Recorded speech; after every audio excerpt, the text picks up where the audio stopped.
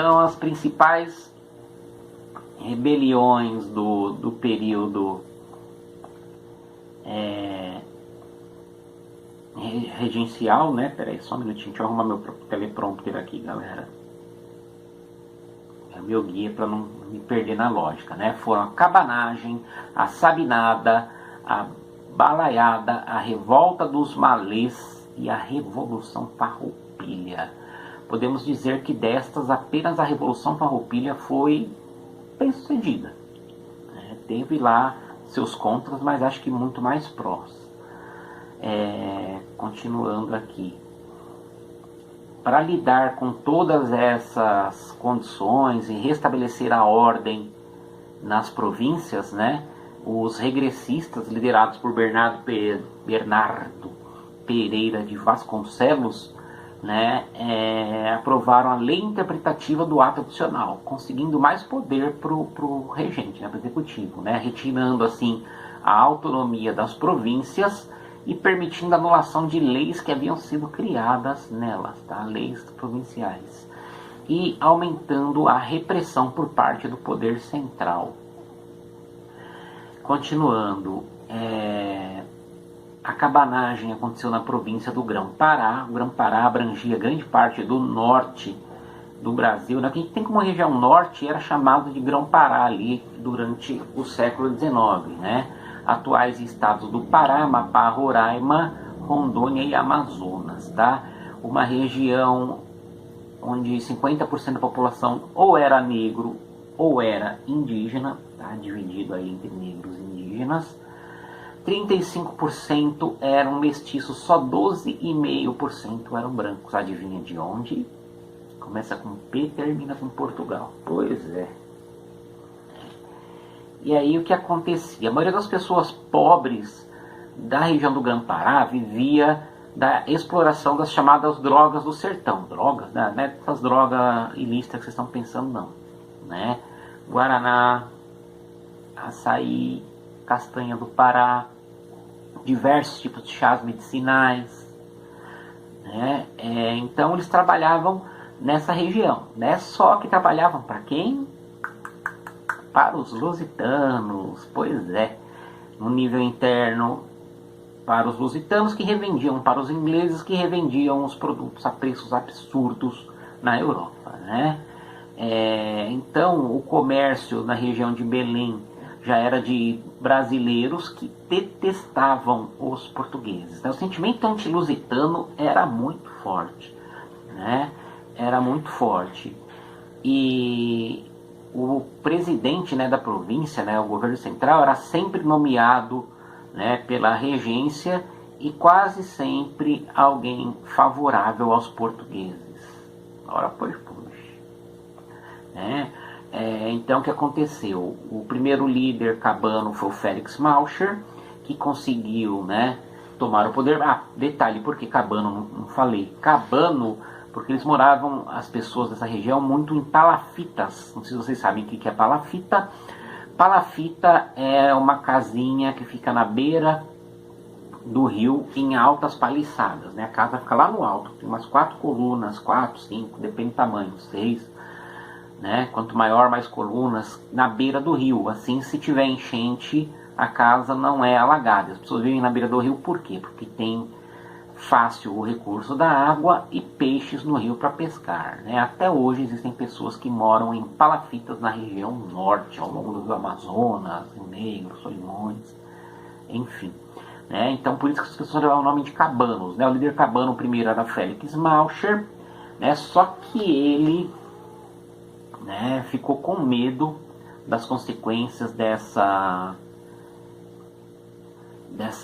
revolta e acabou se entregando ao poder imperial. E aí veio um outro líder cabano, que era o Francisco Vinagre, né? Ele e seu irmão, conhecidos como os irmãos Vinagre, tomaram a frente, né, no segundo governo dos cabanos. Só que aí o Vinagre também, né, deu para trás, né, para dizer o termo certo. Ele também se rendeu ao governo central e os cabanos continuaram lutando, só que dessa vez sob o comando do Eduardo Angelim. O Eduardo Angelim era realmente alguém popular, né?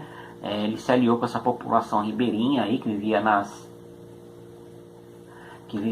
palafitas, né? E o governo federal então mandou uma repressão brutal chefiada pelo brigadeiro Soares da Andréa, né? Todo mundo foi preso e 30 mil pessoas foram mortas. Vocês têm noção do que é isso, gente? O Espertão, né, falou um tempo atrás que o Brasil ficar bom precisava morrer uns 30 mil, né? Que absurdo, gente. 30 mil mortos. Pessoas humildes, na maioria. Desejavam apenas não morrer de fome. O Brasil sempre o lugar das injustiças, gente. Né? 40% da população da província, essas 30 mil pessoas, no Brasil tinha uma população muito menor do que hoje, né? E depois dessa mortandade em massa, os cabanos foram dominados, né? Revolução Farroupilha foi a que durou mais tempo e meio que precipitou o fim da regência e começou o segundo reinado, né? O que acontecia? O Rio Grande do Sul sempre foi uma região de produção de gado, produzem outras coisas também, como arroz, produzem trigo, né? Produzem erva mate, mas enfim. Gaúcho é churrasco, tchê. Pois é, né? Então eles sempre produziram gado bovino e subprodutos do gado bovino. Por exemplo, o principal produto que se vendia na época era o charque, né? A carne seca cortada em mantas, né? Para conservar. Como não existia geladeira, né? O país inteiro consumia charque dos fazendeiros do Rio Grande do Sul. E também, né, outros produtos como o sebo, o couro, né? E essa região era só preta. Por quê? Porque disputando fronteira estavam os castelhanos, que eram os gaúchos, né? No nosso lado gaúcho, no lado deles os gaúchos, né? Então os castelhanos eram os gaúchos da Argentina e do Uruguai, e eles disputavam fronteiras. Essas fronteiras só foram definidas mesmo entre Brasil, Uruguai e Argentina já no final do século XIX. Sempre foi uma região de muito conflito. Eles são muito parecidos e tem bastante conflito, né? Parece que é sempre assim, né? Os judeus e os árabes são muito parecidos, mas tem conflito, né? E argentinos e gaúchos são muito parecidos e tem conflito, né? E muitos outros povos assim, né? Turcos e mongóis, mas enfim. Então o que aconteceu? O governo matava a venda dos produtos dos gaúchos com uma tonelada de impostos.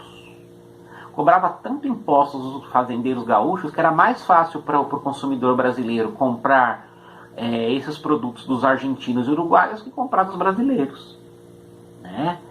E todo o país consumia carne seca, não tinha uma outra coisa, né? E até o sal, que é a matéria-prima da carne seca, né? Além obviamente da carne, né? Então até o sal foi taxado, né? Se aumentou muito. Os gaúchos falavam, pô, isso aqui é a estalagem do império, né? A gente não tem direito a nada, a gente só tem que se fornecer boi, vaca, cavalo, couro, carne, pô, né? Então, um fazendeiro famoso, né, poderoso, chamado Bento Gonçalves, tem uma cidade no Rio Grande do Sul com o nome em sua homenagem, né?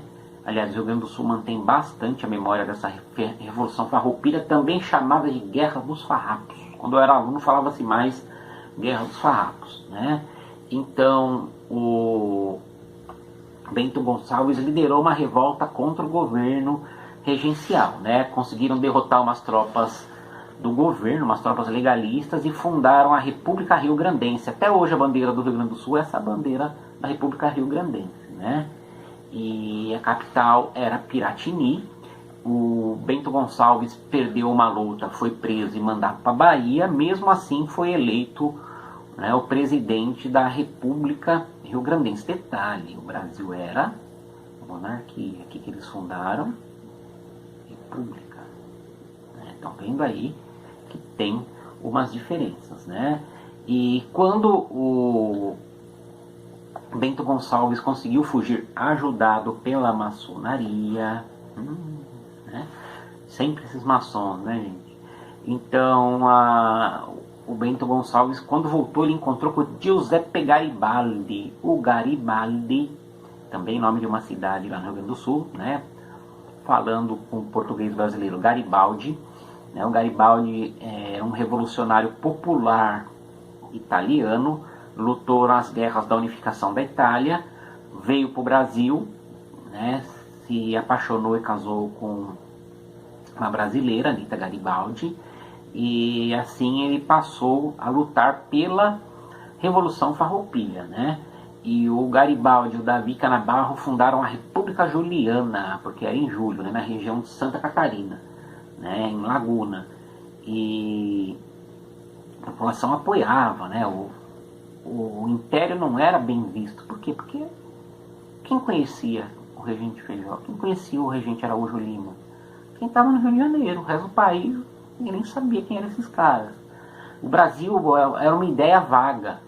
Existia Brasil, existia aqui São Paulo, ali Rio, mais para cima ali Minas Gerais, pro outro lado Bahia, mais pro norte Pernambuco, Ceará. Não existia uma ideia Brasil, eu sou brasileiro.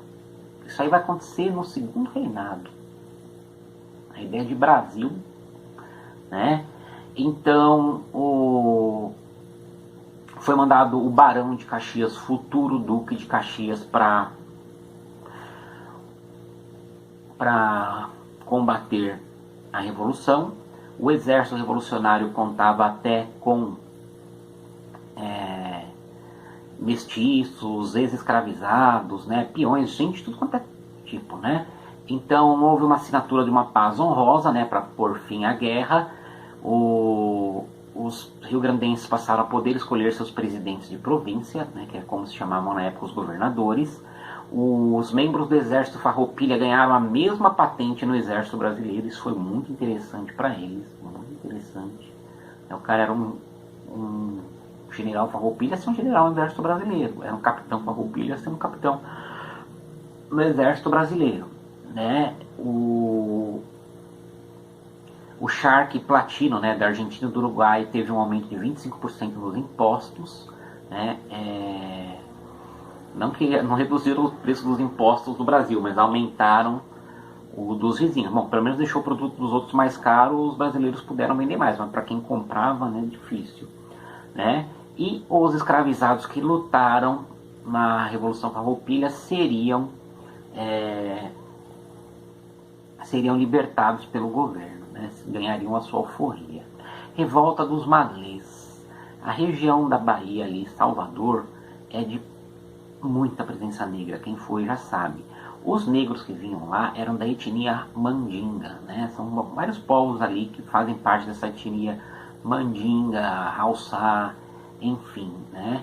Eles eram negros de Yorubá e eles tinham uma particularidade. Pelo contato com os árabes, eles se tornaram islâmicos, mas era um islâmico diferente, era o chamado culto malê. Por quê? Se aqui no Brasil era comum os africanos fazerem um culto que era sincretismo de cristianismo com religião dos orixás, né? Aqui Jesus e Oxalá, lá na África, né? Lá na África, eles faziam um sincretismo também de orixás com islamismo. Lá era Alá e Oxalá. Aqui no Brasil eles vieram mais uma mescla. Alá, Jesus e Oxalá. Então eles eram 3 em 1. Né? Tem um ritual da Bahia muito interessante, que é a lavagem da escadaria do Senhor do Bonfim. É um rito 3 em 1. Ele tem junto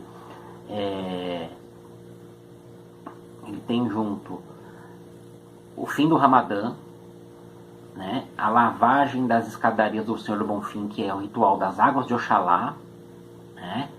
E o dia do Nosso Senhor do Bonfim. Então 3 em 1, festa católica, islâmica e candomblessista, né? De culto aos orixás ao mesmo tempo.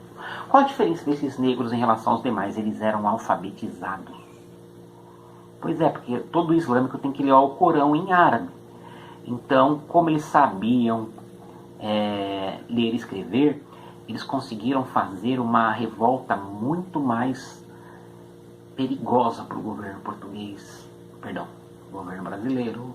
Acabou que o governo português aí já fazia um tempinho, mais de uma década, né? Enfim, então, como esses escravizados, eles carregavam uns amuletos chamados patuá. Alguém já ouviu falar? Quem não aguenta com mandinga não carrega patuá? Já ouviram? Né? Então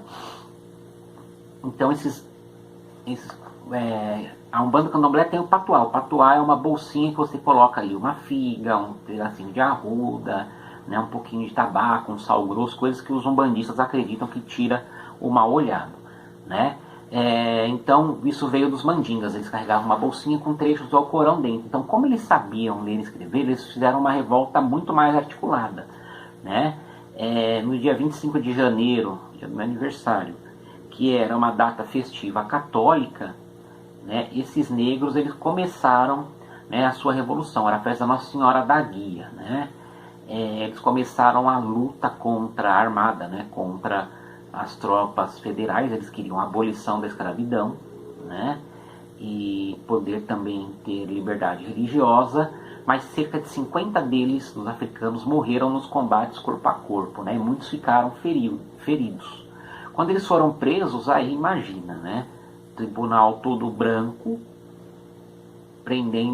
julgando negros que foram presos por rebelião, negros escravizados, né? Então a maioria deles foi morta, né?